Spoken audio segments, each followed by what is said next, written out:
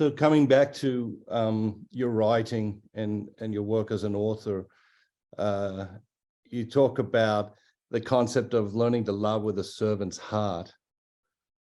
Walk us through what that means to you and what you're hoping to communicate to your reader. Sure.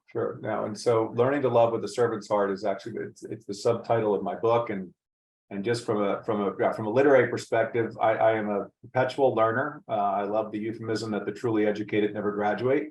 So the idea about life being a learning experience, and as I mentioned, unvarnished faith is all about love and relationships. So learning to love, and then servant's heart. Actually, my brother Jeff and his wife Suzanne started a food ministry in the Carolinas called Servants with a Heart.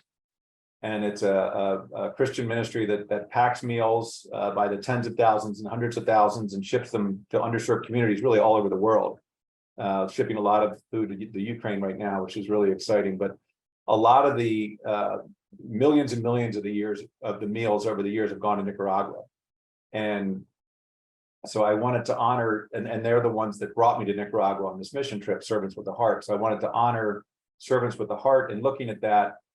But the more I thought about the book, the more I reflected on the trip, the more I thought about the different values and faith tenets I wanted to express in the book, the more this idea of a servant's heart kept coming up. And from a business perspective, the idea of servant leadership to me is the perfect way to lead in an organization. How do you lead with the idea of serving others through your leadership?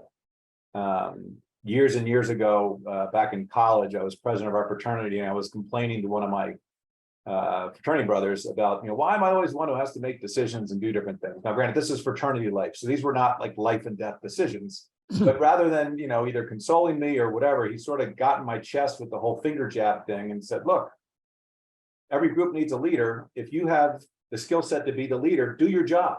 Like he kind of just looked at it that way. So that started me down this whole path of talents and gifts and discerning, what part of the body am I and how do I fit into that? And so it all sort of came back to this idea of servant leadership and servants with the heart, and learning to love with the servant's heart. If I can learn that, then I'm going to help make be a better version of myself, to use a Matthew Kellyism, for those around me. So